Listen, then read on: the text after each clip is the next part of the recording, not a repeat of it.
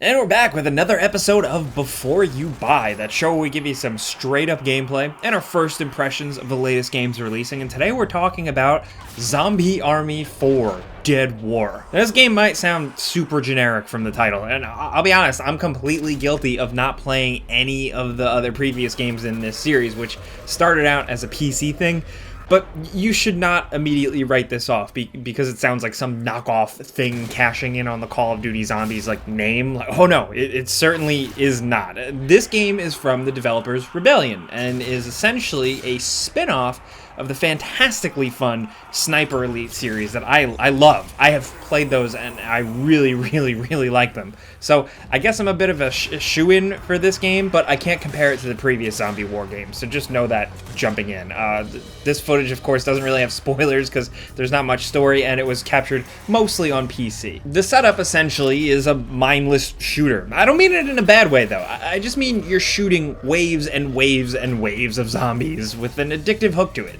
Of course, you're managing ammo and between your main weapon, a secondary weapon, and a sidearm. You can throw various types of grenades with different effects, as well as set landmines and trip mines too. You have a melee attack as well. Get some combo kills though, and you'll be able to trigger a cool stylized takedown, which gives you back some health. Does that sound familiar? Well, it's just as addictive here. You can also do a supercharged melee attack, as well as a special gun attack once you get enough kills. This flow is pretty good because the third-person shooting that goes along with it is simple, but incredibly satisfying. Guns and recoil feel decent, the sounds are aggressive and pretty exciting, and most importantly, it's built on the bones of Sniper Elite 4. It takes the simplest shooting elements and makes them more arcade-like and even more fun than they already were. Hold your breath and slow down time to pull off a perfect sniper shot where you get that now pretty famous cinematic camera angle, and you get to see zombies' rotten bones shatter and their weird, gross brains explode. It's still awesome and really never gets old. As much as it's not the main feature here like the Sniper Elite games, when you get it, it's always awesome. Because, yeah, sniping isn't really the complete focus here. There's a lot of close quarter stuff, so you're really just pulling off quick, precise shots and moving around. But it's still so much fun and just works so well in this formula. There isn't really an emphasis on stealth anymore, and there is a bit less verticality as well, but the game has its moments where it lets you ball out like a badass sniper with the perfect perch. Plus, there are a lot of traps you can activate out in the world that have little targets. Like, you shoot the target on the trap,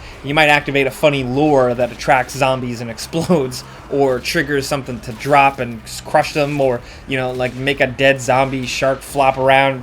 Yeah.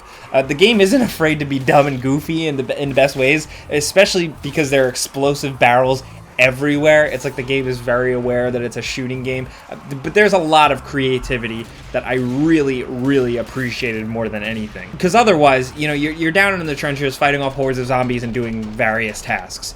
Find a piece of gear to activate a drawbridge, or connect a fuse for a generator and then protect it from waves of zombies. Maybe just killing your way through areas to get to the next safe house, occasionally scrounging for some supplies and collectibles. The objectives and everything are pretty simple and often feel kind of the same, which is a bummer.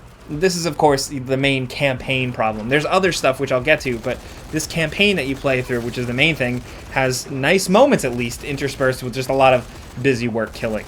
But thankfully, I think it's saved by just a good pace and settings changes.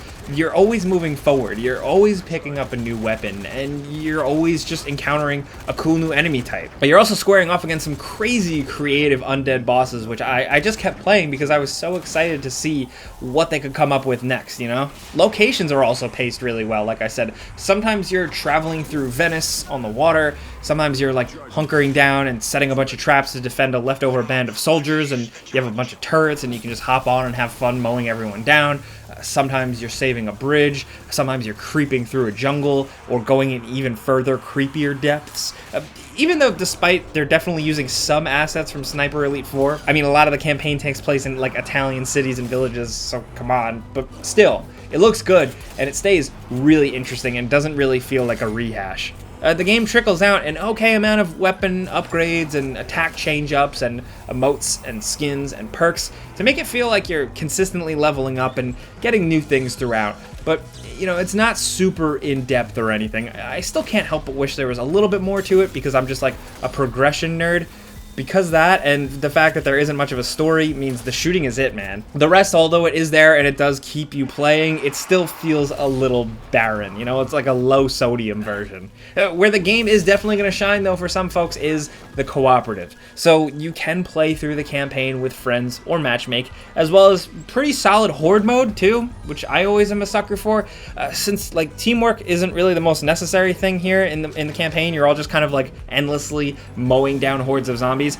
It's a good Discord game. Does that make sense? Like, you're running through objectives or horde moding and you're killing stuff and you're really just talking with a friend and hanging out. Since it's not that involved, you can actually have a conversation. Now, I know that's not a thing that everyone likes, like every certain type of gamer. You know, this might be more casual for some people, but that's fine. It's a casual play, but thankfully it does have a bunch of difficulty modes, so you can ramp up the pressure. Combo multipliers seem to be pretty important to your score, and, you know, like, although things are pretty fun and light, when you're on the same team, it can turn into a pretty intense competition if you're looking for that type of thing. But most of the time, it's just good, dumb, harmless fun. And you can have some funny moments if you get a friend caught in a trap you activate, or you just get cornered into some dumb situations. You might actually find yourself having a little bit of a chuckle. Like I said, there's an okay horde mode, plus the game does have weekly challenges that are like new spins and tweaks and rules on levels that you've played through before. So if you want to just keep on shooting, you can. Which I appreciate that they're dedicated to kind of just keep on trickling things out to you. There's also going to be content that's added. There are seasons with more characters and more stuff that seems like it might be interesting. Plus, they're adding free horde mode maps. I will say there is a prominent store in the main menu, and your, you know, in-game weapon upgrade screen. There is always a weapon to purchase for real money. It's not super obtrusive, but it's there. It's worth mentioning if you don't like microtransactions, just keeping you informed.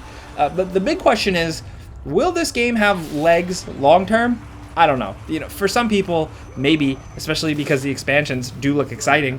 But I don't know. I think it's just fine. It's a good time, though. You know, not perfect, nothing crazy, a little rough, but ultimately gory and satisfying. You get your money's worth of action and shooting, and it's not a full-priced game.